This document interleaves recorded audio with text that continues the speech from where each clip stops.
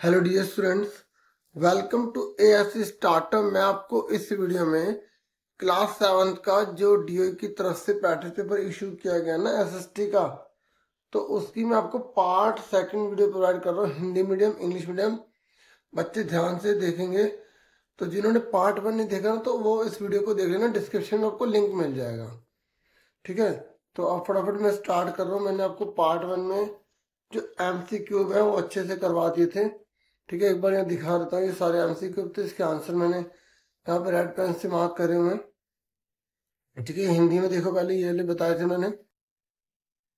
ठीक है, और अब हम ना यहाँ पर खंड खा से करेंगे। ठीक है, ऐसे इंग्लिश में जो है यहाँ पर आप देख सकते हैं, हिंदी मीडियम में क्वेश्चन दिया हुआ है और ये इंग्लिश में क्वेश्चन दे रखा है। ठीक है, यहाँ बोला गया कि आपको बताना है कि जो हिस्टोरियंस के थे वो क्या व्यूज थे पीरियडाइजेशन ऑफ हिस्ट्री को लेकर, मतलब इतिहास के काल विभाजन को लेकर इतिहासकारों का क्या नजरिया था। देखो, अगर हम अंग्रेजों की बात करें, अगर आपके पास हिस्ट्री की बुक अवेलेबल है, ठीक है, अगर हम अंग्रेजों की बात करें तो अंग्रेजों ने जो हिस्ट्री है ना उसे हिंदू मुस्लिम ब्रिटिश में डिवाइड कर दिया था कि पहले हिंदुओं का राज हुआ, फिर मुस्लिम का, फिर ब्रिटिश का।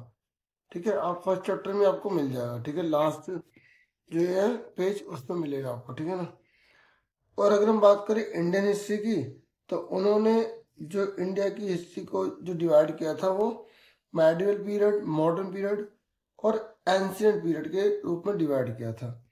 ठीक है, तो यहाँ पर आप दोनों में से कोई भी आंसर मेंशन कर सकते हैं। हो सके तो दोनों लिख दो, मैंने यहाँ पर एक ही मेंशन किया है। ठीक है, कि हिस्टोरियन, क्योंकि यहाँ पे ना ब्रिटिश का वर्ड नहीं लिखा वर्ड, तो आपके ऊपर ना किसको लिखना चाहते हैं। ठीक है, तो यहाँ पर एग्जाम्पल के तौर पर आप यहाँ लिख सकते हैं कि historians divide history into ancient, medieval and modern period based on political, social and cultural changes. This help in studying the development of human society over time. ठीक है, तो ऐसे आप हिंदी में भी यहाँ पर पढ़ सकते हैं।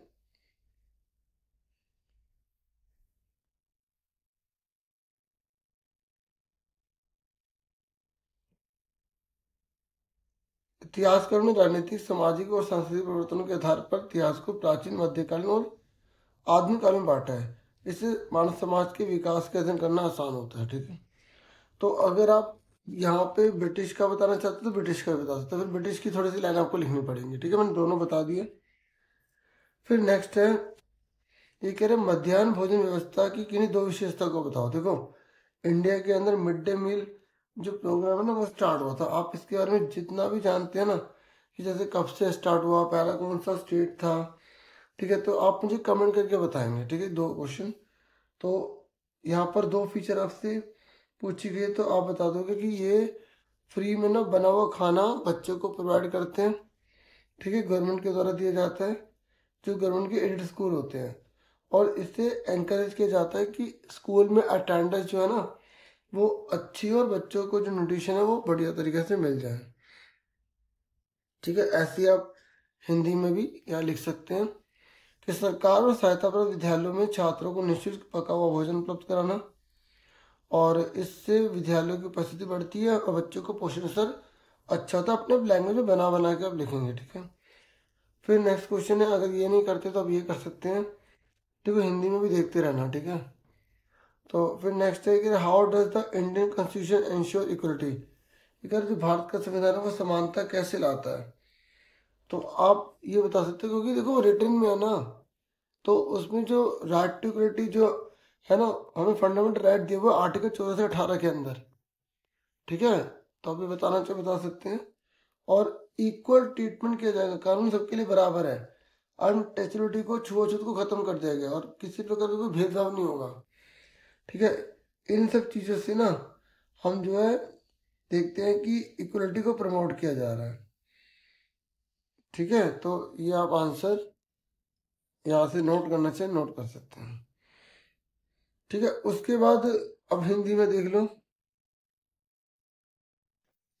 हिंदी में आप लिख सकते हैं कि संविधान के अनुच्छेद 14 से 18 में समानता के अधिकार की गारंटी देता है, कानून सबके लिए बराबर होगा, छुआछूत खत्म होगा, भेदभाव पर प्रतिबंध लगेगा, इस तरीके से। फिर नेक्स्ट क्वेश्चन है, यहाँ पर आपसे बोला गया है कि आपको इम्पोर्टेंस बताने की ये हेल्थ सर्विस जो होती है ना, इसका क्या महत्व है, इसका क्या फायदा है, ये जो स्वास्थ्य सेवा है इसका क्या फायदा है, आप खुद बताओ ना। किसी भी देश के अंदर अगर स्वास्थ्य सेवा होगी तो उसका क्या बेनिफिट मिलेगा, आप खुद बना के बोल सकते हो। आप बोल सकते हो कि इससे बीमारियां जो हैं उसमें रोकथाम होगी, हाँ है ना, और जीवन प्रत्याशा बढ़ाने में मदद मिलेगी, देश की प्रगति होगी। ये आप बना बना के अपने पॉइंट्स लिख सकते हैं, ठीक है। अब इंग्लिश में इसको देख लो, ये जो एनालाइज करना है इम्पोर्टेंस ऑफ हेल्थ सर्विस, ठीक है। तो आप यहाँ आंसर दे देंगे, ठीक है।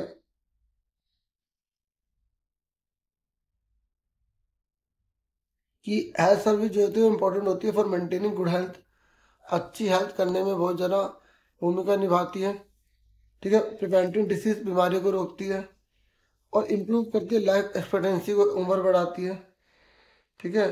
और बता सकते हो कि ये नेशनल प्रोग्रेस के लिए भी बेनिफिशियल है। 3-4 पॉइंट्स में लिख देना। अब मैं पॉइंट्स वगैरह ना डाल नहीं पाया, ठीक है, फटाफट लिखते चला गया, ठीक है। तो अब आप यहाँ पर देखो और है, यहाँ पर अगर आप और वाला करना चाहते हो तो और वाला कर सकते हैं। ये कह रहा है कि आपको डिफरेंस बताना है पब्लिक हेल्थ सर्विस और प्राइवेट हेल्थ सर्विस में।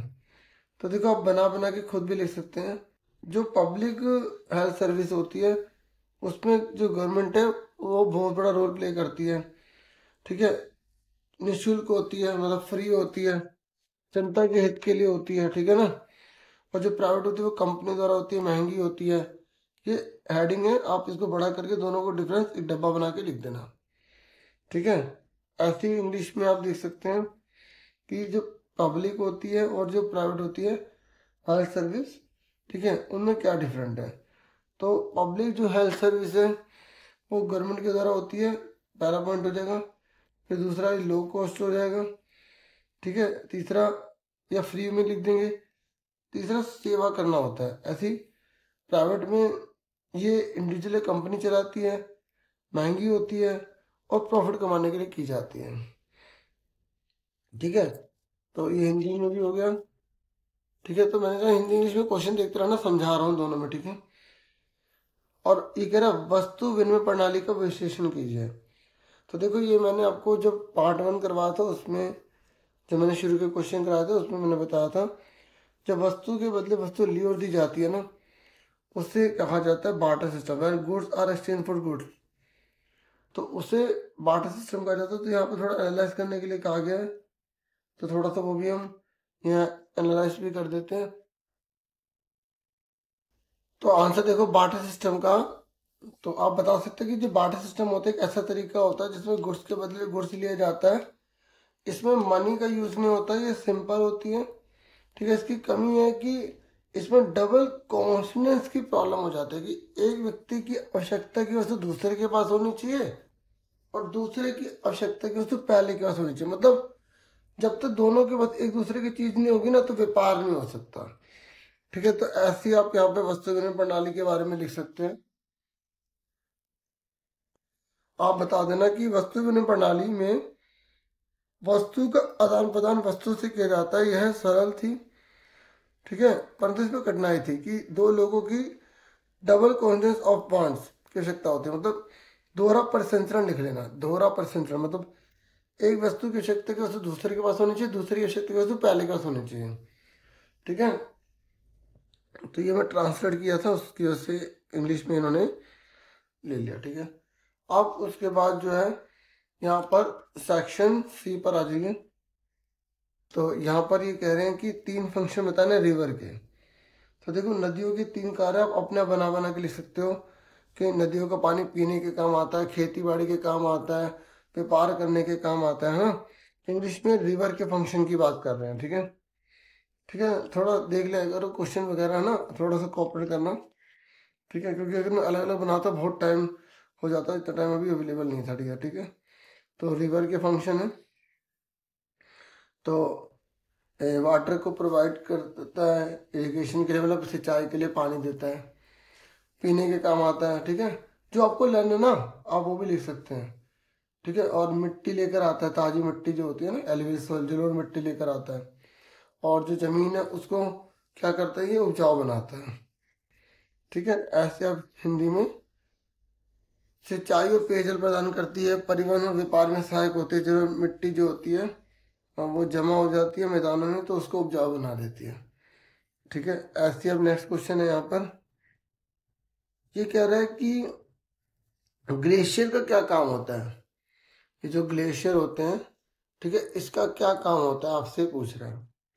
तो आप हिंदी में देखो, हिमनद जो होता है ना, बर्फ के पहाड़, तो इसका क्या यूज होता है आपसे ये पूछ रहे हैं। ठीक है, तो आप देखो जानती हैं बर्फ के पहाड़ से नदियां बनती हैं, ताज़ा पानी पीने लायक होता है।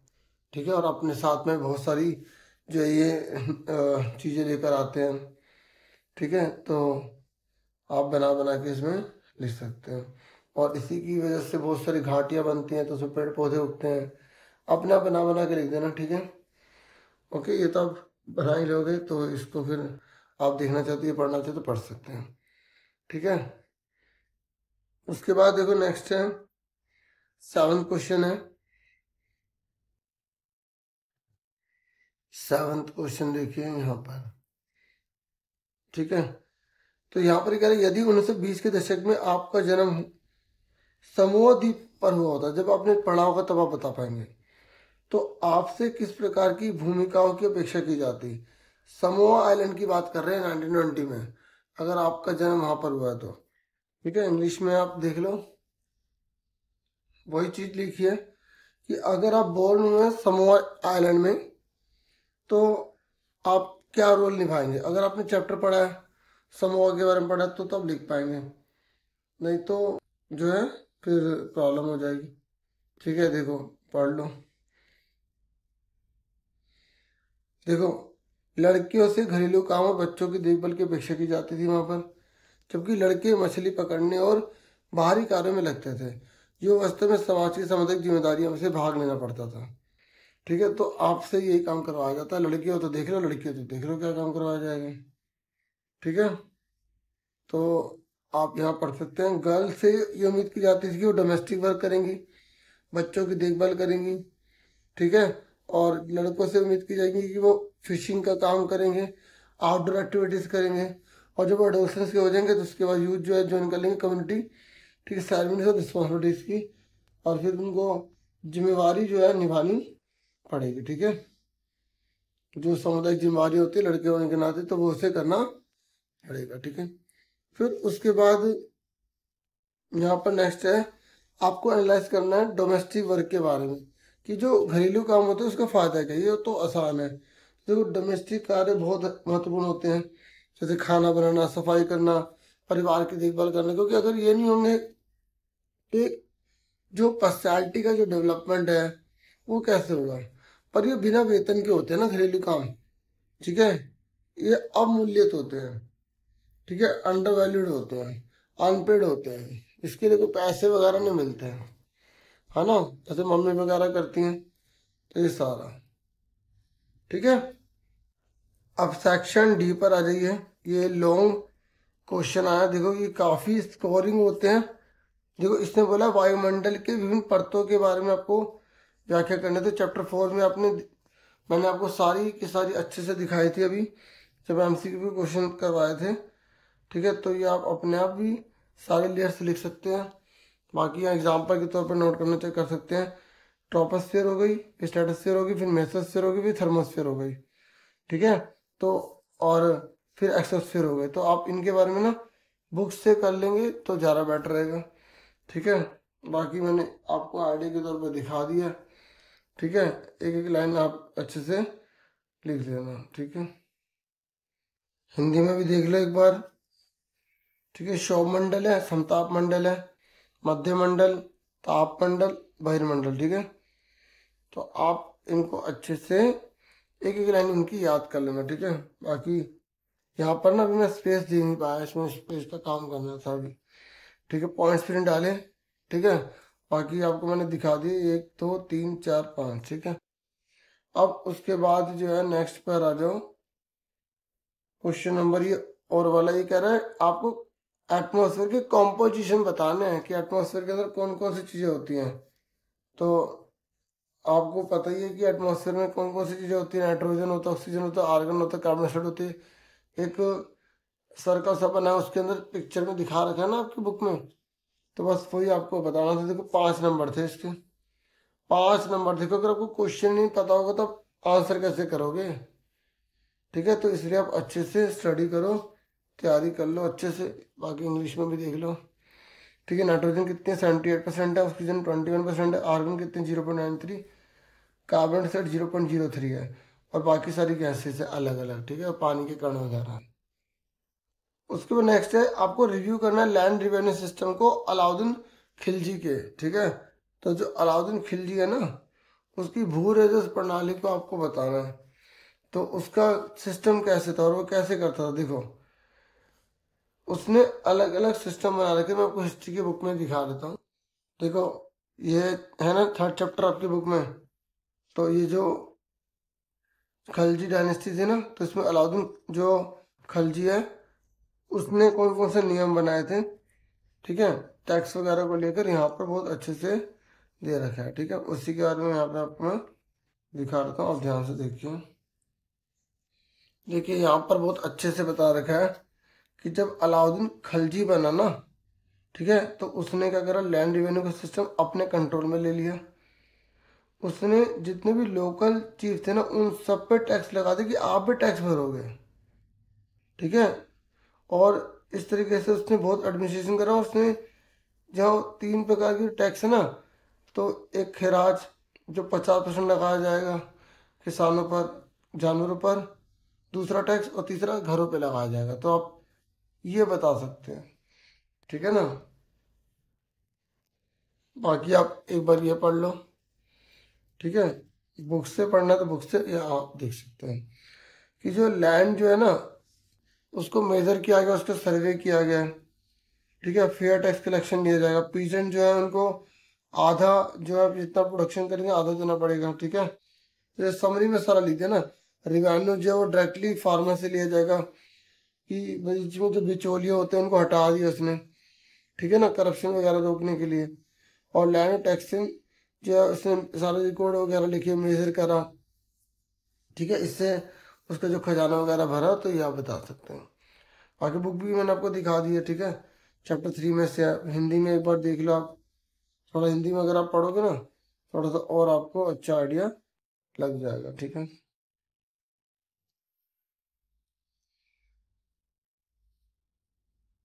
तो भूमि का सर्वेक्षण और माप कर उचित कर निर्धारित किया गया। किसानों से उनकी उपज का आधा हिस्सा कर के रूप में लिया जाता था। भ्रष्टाचार रोकने के लिए सीधे किसानों से वसूली की जाती थी। भूमि और कर के अभिलेख रखे जाते थे, और इस व्यवस्था से क्या हुआ, खजाना मजबूत हो गया, और अमीरों पर, जो रिच पीपल थे उन पर उन्होंने कंट्रोल भी करना शुरू कर दिया। ठीक है, जो नॉबल्स वगैरह थे। अब उसके बाद ये ना पैसेज है, तो पैसेज आए तो छोड़ना मत बच्चों, पैसेज काफ़ी स्कोरिंग होगी। तो मैं पढ़ देता हूँ। ये कह रहा है, भारत के हर राज्य में एक विधानसभा है। हर राज्य कई निर्वाचन क्षेत्रों में बटा हुआ है। हर निर्वाचन क्षेत्र से जनता एक प्रतिनिधि चुनती है, जो विधानसभा का सदस्य यानी विधायक बन जाता है। आपने ध्यान दिया होगा कि चुनाव में लोग अलग अलग पार्टियों के नाम से खड़े होते हैं, इसलिए ये विधायक अलग अलग राजनीति के दलों के होते हैं। ऐसे ही आप इंग्लिश में यहाँ पर देख सकते हैं। ठीक है, कि जितने भी स्टेट है इंडिया के अंदर, जो लेजिस्लेटिव असेंबली है, ठीक है, वो होती है। और हर स्टेट जो है वो डिवाइड कर लेता है अपने एरिया को, जिसे कंस्टिट्यूंसीज कहते हैं। और हर कंस्टिट्यूंसी में जो पीपल है वो अपने रिप्रेजेंटेटिव, जो मेंबर ऑफ लेजिस्लेटिव असेंबली के बनेंगे, एमएलए बनेंगे, उसको चुनते हैं। और एक अगर आपने नोटिस भी किया होगा, पीपल जो इलेक्शन में खड़े होते हैं वो अलग अलग पार्टी से होते हैं, इसलिए वो एमएलए जो होते हैं वो अलग अलग पार्टी के, पॉलिटिकल पार्टी के माने जाते हैं। ये कह रहा है, name the highest law making body for the state. ये कह रहा है हाईएस्ट लॉ बॉडी कौन है, जो स्टेट के लिए कानून बनाती है। तो अब यहाँ पर देखो, सबसे पहले लिखा ना, every state in India has a legislative assembly, तो इसका आंसर ये आ जाएगा ये। ठीक है, तो ऐसे ही इस वाले का आंसर क्या आएगा, पहले वाले का विधानसभा। किसी राज्य के लिए कानून बनाने वाली सर्वोच्च संस्था का नाम बताइए, तो ये विधानसभा, इसी में से देख के बताना है। ठीक है, विधानसभा के सदस्यों का चुनाव कौन करता है, तो आप यहाँ से खुद देख सकते हैं कि विधानसभा का जो चुनाव है, देखो यानी कि हर निर्वाचन क्षेत्र की जनता एक प्रतिनिधि चुनती है, ठीक है ना। ठीक है ना। तो जो विधानसभा का सदस्य यानी विधायक बन जाता है, विधानसभा के सदस्यों का चुनाव कौन करता है, कौन करता है, ठीक है। विधानसभा के सदस्यों का चुनाव कौन करता है, तो वो कौन करता है, जनता करती है, ठीक है। तो कौन हो गई, जनता हो गई, ठीक है ना, ये लिखा जनता, ठीक है। ऐसे ये कह रहा है कि कौन इलेक्ट करता है मेंबर ऑफ असेंबली को, तो पीपल आ जाएगा आंसर, ठीक है। क्या आ जाएगा, पीपल इलेक्ट करते हैं, देखो ये लिखा ना इलेक्ट, ये लिखा इलेक्ट, तो पीपल इलेक्ट करते हैं। तो इसी में से ढूंढना है, ये कह रहा है स्टेट को जो छोटे एरिया में क्यों डिवाइड किया जाता है, ताकि इजी तरीके से ना वोटिंग वगैरह हो सके। ये कुछ आपको अपना बना के भी लिखना पड़ेगा, ठीक है, ताकि जो है सबको रिप्रेजेंटेशन मिल जाए, ठीक है। और यहाँ से आप लिख सकते हैं कि चुनाव में लोग अलग अलग पार्टियों के नाम से खड़े होते हैं, विधायक, ये नहीं लिखा इसमें, यहाँ बस ये लिखा है कि बटा होता है, पर इसने रीज़न नहीं दिया। तो आपको बना के अपना लिखना पड़ेगा कि अलग अलग क्षेत्रों में इससे बांटते हैं ताकि लोग अपने एमएलए को चुन सकें, मतलब इसी में से लिखना है, लेकिन आपको यूज़ थोड़ा अपना कॉमन सेंस यूज़ करना है, ठीक है। बाकी एक बार आंसर देख लो, आप ये लिख दिए थे, ठीक है, इंग्लिश में देख सकते हो आप। ये तो पैसे में से ढूंढने थे आपको, ठीक है ना। और पैसे देखो कोई से भी आ सकती है, आपको अच्छे से करने हैं, ठीक है। फिर उसके बाद देखिए ऐसी और भी बहुत सारी पैसेज वगैरह आएंगी, ठीक है। तो ये इसको देख लो, ये कह रहा है जो हॉर्स एटीट्यूड है ना, हॉर्स एटीट्यूड वो कहाँ से कहाँ तक फैला हुआ। तो देखो यहाँ पर ये लिखा है हॉर्स एटीट्यूड, आप ध्यान से देखना। तो आपको इसको देख के बताना, तो लिखा है 30 से 35 नॉर्थ है, और नीचे देखो यहाँ पर लिखा है 30 से 35 साउथ में है। तो ये आपको आंसर लिखना है, ठीक है। ऐसे ही हिंदी में भी आप देख सकते हैं, यहाँ पर लिखा है हॉर्स अक्षांश, ठीक है। तो ये 30 से 35 हो गया उत्तर वाला, और 30 से 35 हो गया दक्षिण वाला, ठीक है। तो ऐसे जो भी क्वेश्चन वगैरह आएंगे आपको अच्छे से करना होगा। अब मैं वीडियो में इतना ही विराम लूंगा, बाकी पैसेज आप आराम से कर ही पाएंगे, ठीक है। हिंदी में आप देख लो, और मैं आपको वीडियो प्रोवाइड कर चुका हूँ, मैप कैसे भरना है अच्छे से, ठीक है। तो मैप वाली वीडियो आप देख लेना, बाकी ये मैप में भर के इस वीडियो में दिखा रहा हूँ, ठीक है। तो ये आप सारे क्वेश्चन अब खुद करेंगे, ठीक है। अब मैप कर लेते हैं हम, ठीक है। तो देखो ये मैप है, और ये मैप हम यहाँ पर भर के दिखाएंगे, ठीक है। इंग्लिश और हिंदी दोनों बच्चे ध्यान से इन्हें देखेंगे, ठीक है। देखिए ये मैप है, ओके, और ये हमारी हिस्ट्री की बुक है, और मैंने आपको मैप की वीडियो दे दी, अब अच्छे से करना, ठीक है। देखो सबसे पहले हमें बोला गया दिल्ली भरना है, तो दिल्ली आपको बता दूं कि ये है दिल्ली, ठीक है। सुन लो ये है दिल्ली, तो यहाँ पे लिख देंगे दिल्ली, ठीक है, ये वाला। फिर इन्होंने बोला आगरा भरना है, तो आगरा आप देखो ध्यान से, ये दिल्ली है, तो आपको नीचे की तरफ जाना, देखो यहाँ पर आगरा है, ठीक है। तो यूपी के अंदर पड़ता है, ये दिल्ली है, तो यहाँ पर आगरा, तो यहाँ पे डॉट डाल के आप क्या लिख दोगे, आगरा लिख दोगे। फिर इसने बोला है आपको मथुरा भरना है, तो मथुरा जो है वो आगरा से ऊपर है, देखो, ठीक है। तो यहाँ पर आप मथुरा लिख दोगे, थोड़ा बहुत आगे पीछे हो जाएगा तो कोई बात नहीं, ठीक है ना, क्योंकि अभी आप सीख रहे हो ना मथुरा। उसके बाद नेक्स्ट यहाँ पर उन्होंने बोला है प्रयाग, ठीक है। तो प्रयाग आप ध्यान से देखोगे तो वो और थोड़ा नीचे है, इसे इलाहाबाद बोलते हैं, ठीक है, ठीक है। तो अब इसे इलाहाबाद बोलते हैं, तो आप जो है थोड़ा नीचे आ जाना काफी, ठीक है, यहाँ पर आ जाना, तो ये इलाहाबाद हो जाएगा, ठीक है। उसके बाद यहाँ पर आपसे बोला गया कन्नौज भरना है आपको, ठीक है, क्या भरना है? कन्नौज। तो देखिए कन्नौज में आपको बता दूं, आप ध्यान से देखो, ये आपका चैप्टर नंबर 2 और इसमें मैप है। तो ये देखो, ये इंद्रप्रस्थ है, ठीक है, मतलब दिल्ली, इंद्रप्रस्थ को दिल्ली बोला जाता है, और यहाँ पर है कन्नौज, ठीक है। तो ये दिल्ली है, तो यहाँ पर पड़ेगा लगभग यहाँ पर, ठीक है, तो ये आ जाएगा कन्नौज, ठीक है। उसके बाद अगर हम आगे देखें तो हमसे राजस्थान बोला गया है, तो राजस्थान, ये पूरा राजस्थान है, तो यहाँ पर आप राजस्थान लिख देंगे, ठीक है। इस तरीके से हिंदी मीडियम इंग्लिश मीडियम बच्चे अब मैं आप कर लेना, मैंने एक लैंग्वेज में कर दिया है, ठीक है, समझ में आ गया। तो इतना ही था इस वीडियो में। Thank you for watching. Video को लाइक, चैनल को सब्सक्राइब करें। Take care dear students.